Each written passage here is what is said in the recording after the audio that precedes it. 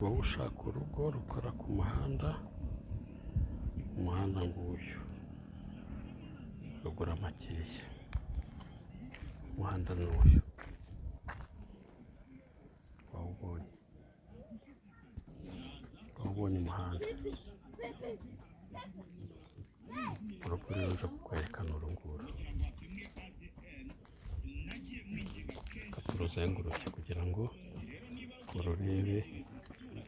Ruri mu mujyi wa Kigali, rukaba mu karere ka Nyarugenge,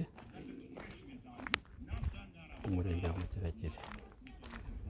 Wowe wishakira urugo rero rwisanzuye wakubakamo inzu wifuza, iyi narukuzaniye. Nguru uru rugo rero twaruhereye n'inyuma kugira ngo ururebe, izi nizo mbibi zarwo. Ruraza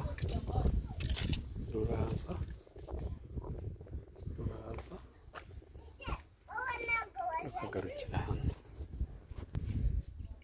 Uru nirwo rugabano rwarwo, aha ni inyuma. Tugiye kujyamo imbere rero turebe.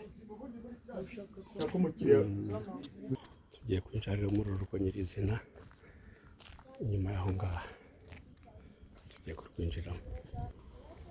Mwarubonye nguru, rurimo n'aya mazu. Wowe rero wakwivugururira, rufite icyangombwa cyarwo. 078240 333 95. Wowe ushaka ahantu ho gutura, ushaka ahantu ho kuvugurura, ahantu ndahagutuye. Ni mu mujyi wa Kigali, umurenge wa Mageragere, akarere ka Nyarugenge. Twabonye ko rero ni ugusohoka muri uru rugo wikubita ku muhanda. Wowe rero ufite gahunda zawe, telefone kuri 078240 333 95. Uko usohoka mu rugo witura mu muhanda. Wowe ufite imodoka, wowe ufite ikinyabiziga, urabona ko wiguriye aha hantu nta kibazo na kimwe waba ufite mu gutaha. Nta tuyira uzanyuramo, ni umuhanda nyabagendwa ukujyana ukagutura muri kaburimbo. Soze rero mbabwira nti mukore subscribe kuri channel yacu Tumenye BTV.